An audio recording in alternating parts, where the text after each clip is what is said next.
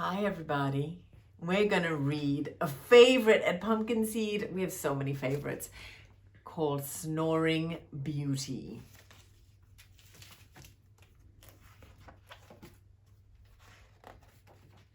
Long, long ago, about 602 years ago, last Friday at 7 p.m. Fairy Standard Time to be exact, the childless King Gluteus and his wife Queen Esophagus got lucky at last. "Ah, a baby girl!" Queen Esophagus cried. "I'll eat to that," said King Gluteus. For the rest of us, peasants and milkmaids and frogs, it was business as usual, yada yada, hippity hop.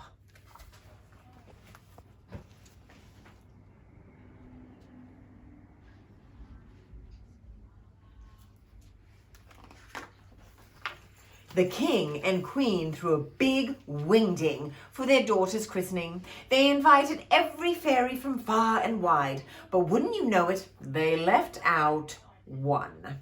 This really cranky fairy named Bibo, who was off hosting a garlic festival. So on christening day, the baby girl was named Princess Drachmina Lofresca Malvolia Margarine. Poor little tadpole. She smiled and cooed anyway. Oh no, guys. They left the fairy off the list. The dining hall bulged with lords and ladies, and up at the main table with the king and queen sat 7 of the funkiest fairies you've ever seen. Hexus and Blexus, Nostraline and Umpudine, Fleabitis and Tintinitis, and Fred, who wasn't really a fairy, but no one had the heart to tell him.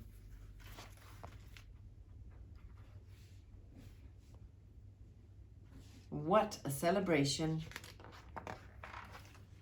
Just as they began a round of rude fairy songs, the king clapped his hands. "Time to bless the baby."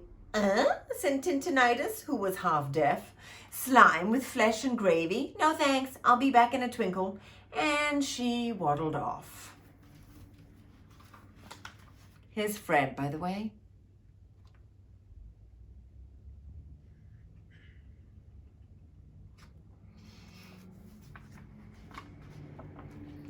One by one, fairies shuffled past to bless Princess Drachmina Lofresca Malvolia Margarine. Marge for short. "She will be the most beauteous maiden in the land," said Hexus. "Bing! She will be the wittiest," said Blexus. "Bing! And on and on and on. Best dancer, blah, blah, blah. Best singer, blah, blah, blah. Nicest penmanship, blah, blah, blah, blah. Yada, yada, hippity hop. Until...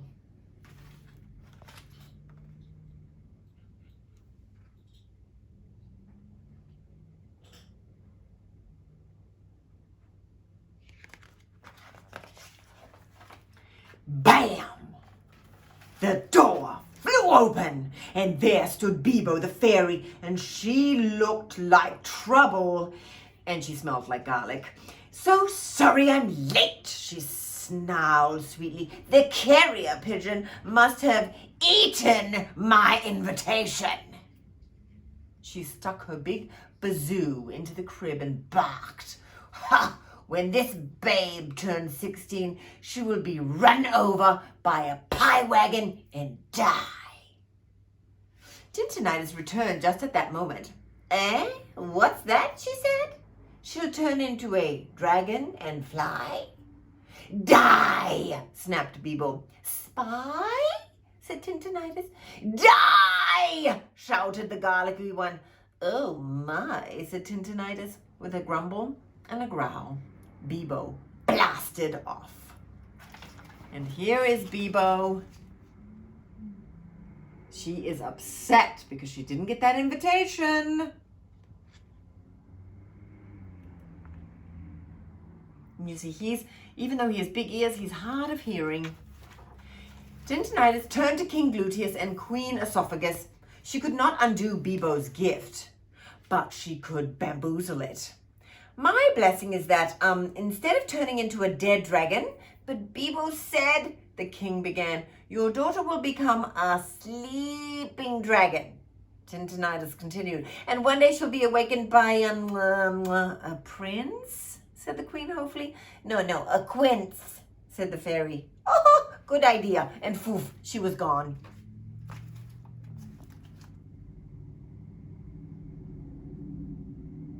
A quince. First thing the next day, King Gluteus banned all the pie wagons from the kingdom. In fact, he banned all pies, even mud pies. Ha! That should stop the curse, said the king. Let them eat cake, sang Queen Esophagus. So look at all the pie wagons are leaving the kingdom.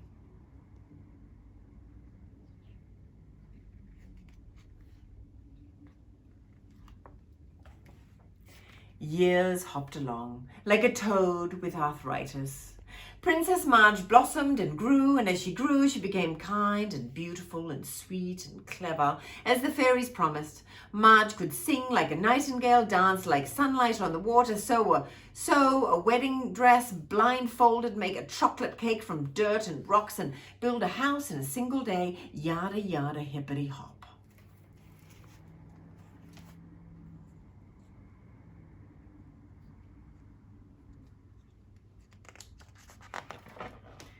The fairies forgot just one thing. You see, she was too perfect. Nobody wanted to play with a girl who could do everything twice as well as they could. Princess Marge was actually lonely. The day the princess turned 16, an old woman in a wagon rolled up to the castle, and she said, "Let me in. I bring a yummy nummy treat for the princess." Uh-oh. The young guard spied a wagon load of pastries round his wheels. A sweet smell made his belly rumble. Yummy nummy, indeed. After so many years, he didn't know a pie from a pollywog. Who do you think this old woman is?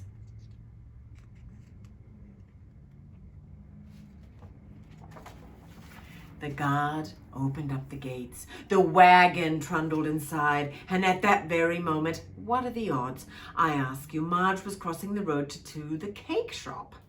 The street was steep, the wagon wobbled, and before you knew it, the pie wagon swerved, crunched over her foot. "Ah! Yow!" said Princess Marge. And just as Tinnitus foretold, a la bam! Marge turned into a dragon, and a la beep! She fell deeply asleep.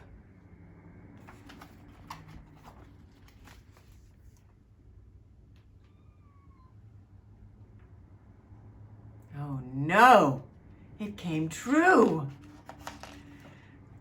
Now, legend says that the whole castle conked out too. Yeah, right.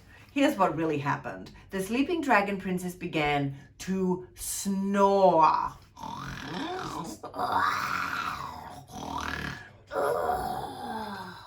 And besides being the fanciest dancer and the best cake baker in the kingdom, Princess Marge was naturally the loudest snoring dragon.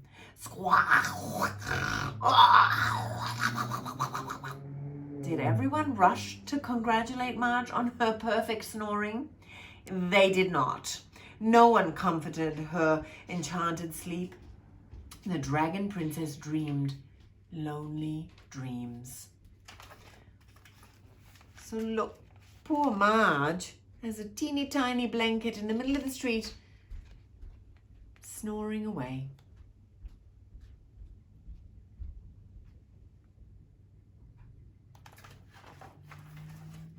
Days passed. No one could sleep with that racket and ruckus. Those with carriages visited far-off kingdoms. Those without wore earplugs and shouted. The king did what kings always do. He made a proclamation. Here it is. He put up a sign, and it says, "King Gluteus wants you." So, men came to test their luck.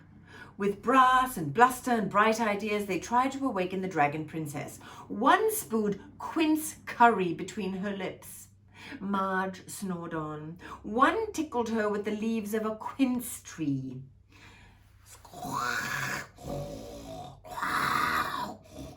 Marge snored on. One pelted her with ripe quinces. Close, but no cigar. Marge snored on. So the curry came back to get him. He got a little burnt and he got a little squashed.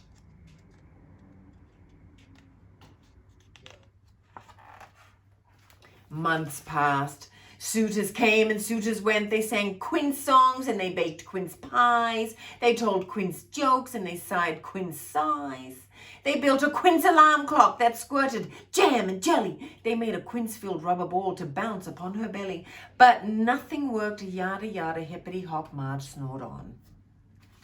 Oh, everybody is so tired of the snoring.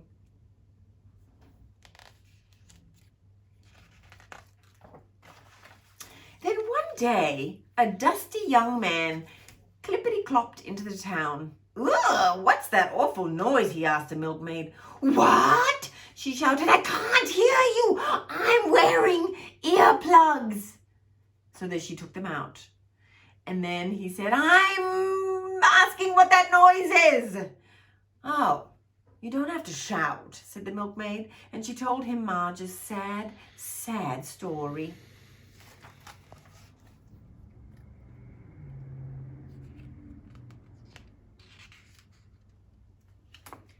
The man studied the dragon princess. She was pretty cute for a dragon. He timed her snores. He leaned into the blast, ears ringing. His hair blew back, but he puckered up anyway. Ooh, is he going to give her a kiss?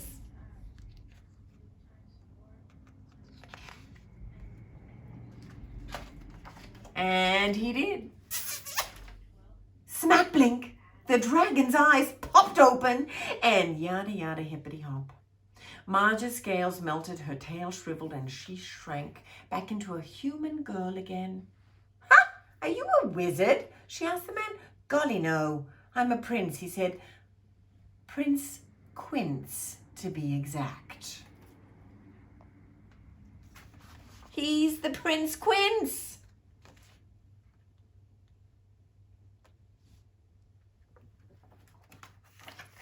Well, the king kept his word, and in 2 shakes of a frog's flipper, the prince and princess got hitched. This time, all the fairies in the land were invited. The kingdom whooped it up with a hey nonny nonny and a hot cha cha. "Do you love me?" asked the princess. "With all my heart," said the prince, "even though I'm the best at everything." Prince Quince smiled. "Honey, nobody's perfect." At last, the newlyweds tiptoed off to their chambers, where they whispered sweet nothings and drifted off to sleep.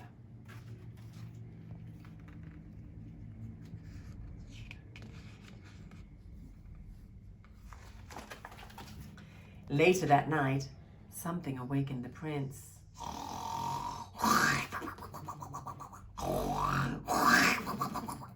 Prince Quince sighed. He kissed his wife's cheek, stuffed some earplugs into his ears, and rolled over. And despite the truly royal ruckus,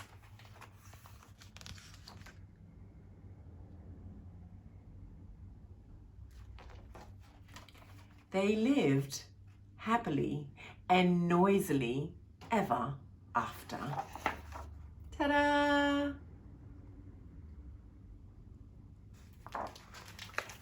I hope you enjoyed it.